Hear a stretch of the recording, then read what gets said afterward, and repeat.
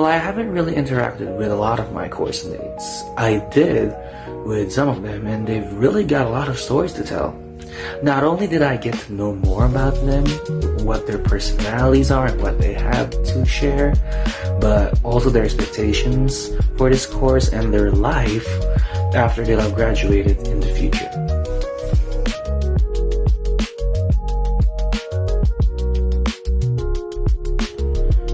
Honestly, most of them are really of high standard. While I wasn't really too impressed with some of them, I think they're just alright, but they're not really any better than the others. I truly believe that everyone gave out their very best when it comes to crafting their e-portfolios out. And I've seen things in their e-portfolios that I first thought wouldn't be possible to do on Google sites, such as adding GIFs instead of plain images, or even adding interactive content. They indirectly made me aware of how much of a novice I really was. But nevertheless, I did whatever I could to make mine look at least eye-catching and appealing. It's not that much, but it's definitely honest work. And, I've got to know more about each of them and the hardships they've gone through before they step into UP, and even as they're journeying through this setup, and also the fruits of their labor.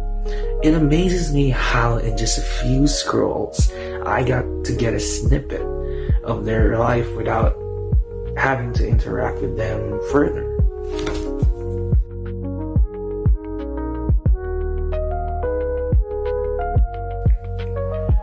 I don't really have anything extraordinary to say about them, but I do, however, have something to say about their willingness to assist us whenever we find ourselves getting confused on a certain task or topic. Based on my recent interactions with my faculty in charge in MMS 100, she was indeed of great help. She was willing to assist me and us with everything we'd ever have trouble with, and would always end up with us getting the task we once were struggling with. For this e-portfolio, I'm not so sure as to how I should address him.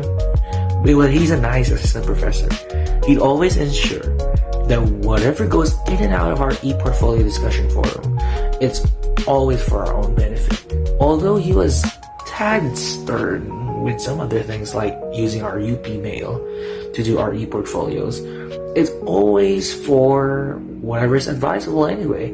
He provided us with some sample portfolios of his and from his former students, and we'd really get the hang of it by just observing how they went.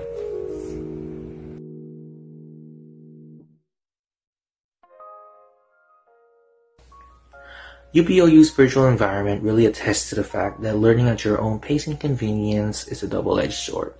While we take pride in obtaining the privilege to work on our tasks anytime and anywhere we want, sometimes temptations could go along the way, and I'm no stranger to them.